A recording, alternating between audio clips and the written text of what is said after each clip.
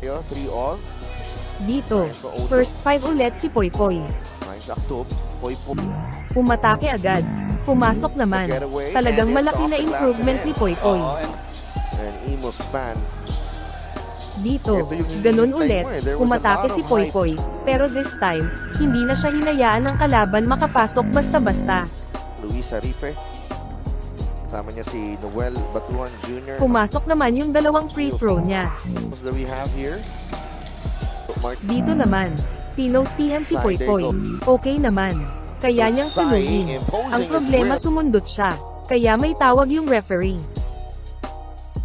Against Aktob. Basket and 1. Dito naman, madalas talaga ginagawa ni Poypoy ito. Yung tipong aagawin niya yung pasa. Pero ito kasi yung risk nun pag hindi mo naagaw. Maiwan ka na ng bantay mo. Kaya dapat iwasan na niya itong ganito.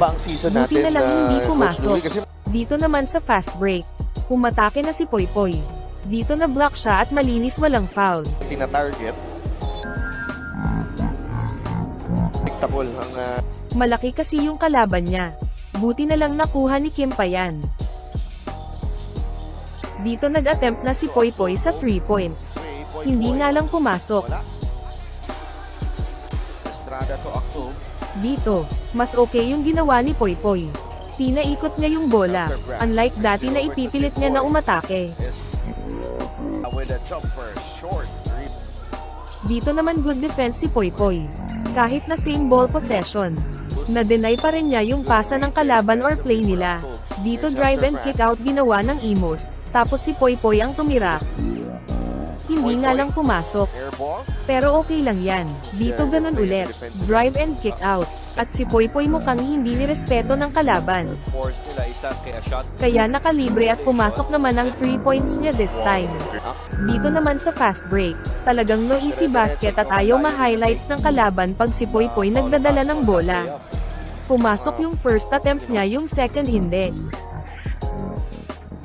Ito pa yung isa.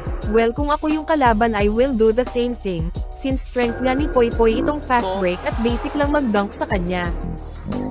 Dito naman sa fast break, talagang kamay na yung target at hindi bola.